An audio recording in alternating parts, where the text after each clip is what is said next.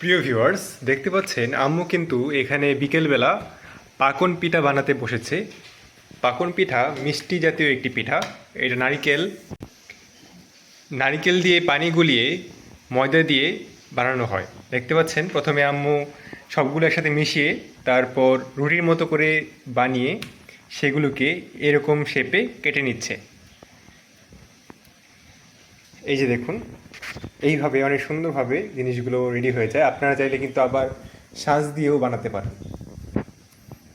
এবং এই পিঠাটা শিরার মধ্যে রাখা হয়, যার জন্য এটা খুব দারুণ লাগে খেতে। এই যে দেখতে পাচ্ছেন, চুলোর মধ্যে আম্মু এই পিঠাগুলোকে ভাজতে দিয়েছে এবং এইখানে আম্মু শিরার মধ্যে সেই পিঠাগুলোকে চুবিয়ে রাখবে। এবং যখন পিঠাগুলো শিরার মধ্যে ভালোভাবে কিছুক্ষণ থাকে, তখন এটার ভিতরেও কিন্তু শিরাটা ঢুকে যায় এবং খেতেও খুবই অসাধারণ লাগে। তো এই যেভাবে আম্মু পিঠাগুলোকে ভেজে নিচ্ছে এবং এইখানে দেখতে পাচ্ছেন আম্মু কফি বসিয়েছে। আর একই সাথে দেখতে পাচ্ছেন এইখানে এই ছোট বিড়ালটিও অপেক্ষা করছে পিঠা খাওয়ার জন্য, এবং এইখানে এই বড় বিড়ালটিও ঘাপটি মেরে রয়েছে, সেও কখন পিঠার ভাগ পাবে তার জন্য। এই দুটো বিড়াল কিন্তু এখন রেগুলার সব ধরনের পিঠা কিংবা খাবারের মধ্যে যোগদান করার চেষ্টা করে। যে দেখতে পাচ্ছেন আম্মু কফির মধ্যে এই দুধটা জাল দিয়ে ঢেলে দিয়েছে। এইভাবে আম্মু কফিটা বানাচ্ছে।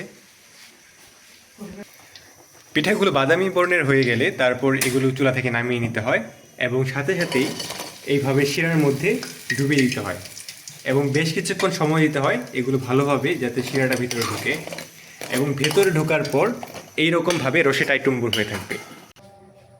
তো ভিউয়ার্স, দেখতে পাচ্ছেন আমাদের কিন্তু বিকালের নাস্তা এখন রেডি। চলুন দেখে আসি বিকেলের নাস্তায় আম্মু তাহলে কী করলো। এইখানে দেখতে পাচ্ছেন এটা হচ্ছে সেই পাকুন পিঠা, যেটা অনেকক্ষণ শিরার মধ্যে চুবানোর পর ডুবিয়ে রাখার পর আম্মু পরিবেশন করেছে।